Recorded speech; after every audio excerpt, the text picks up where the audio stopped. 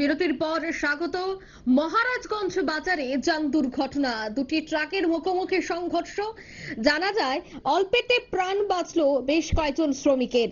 বহিরাজ্য থেকে আসা AS01EC9671 গাড়িটি ব্যস্ত মহারাজগঞ্জ বাজার এলাকায় হঠাৎ করে নিয়ন্ত্রণ হারিয়ে প্রথমে TR01AM1861 নম্বরবাহী একটি গাড়িকে সজোরে ধাক্কা মারে। পরবর্তীতে আরেকটি গাড়িও ধাক্কা মারে, আর সেই জায়গায় কিছু শ্রমিক দাঁড়িয়েছিল, তারাও অল্প বিস্তর আহত হয়। কারণ এই মহারাজগঞ্জ বাজার হচ্ছে রাজ্যের সব থেকে বড় বাজার, যেখানে একেবারে সকাল থেকে রাত পর্যন্ত যানজট থাকে।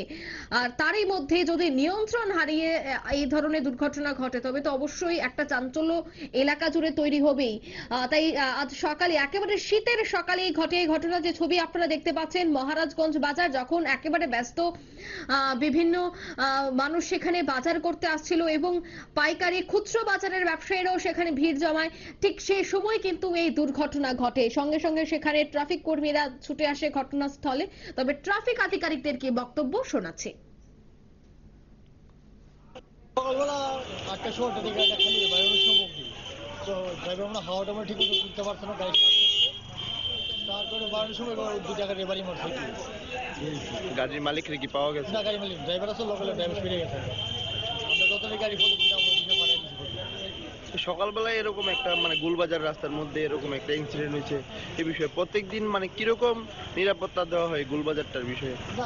যতই তো গাড়িটার টাইমে শিডিউল টাইমে গাড়ি বাড়িয়ে দেখা, এটা সব ঠিক আছে, কিন্তু ইউও শিডিউল টাইমে বাড়িতে আসলো, হয়তো তাড়াতাড়ি বাড়িতে গেছে, হয়তো হাওয়াটা ঠিক মতো উঠছে না, ড্রাইভার আমার কইতে পারবো না গিটা গাড়ি ধরতে পারতো। কয়টা গাড়ি আপনার ক্ষতি হয়েছে? গাড়ি ছোট ছোট দুটা গাড়ি বাড়ি লাগলো।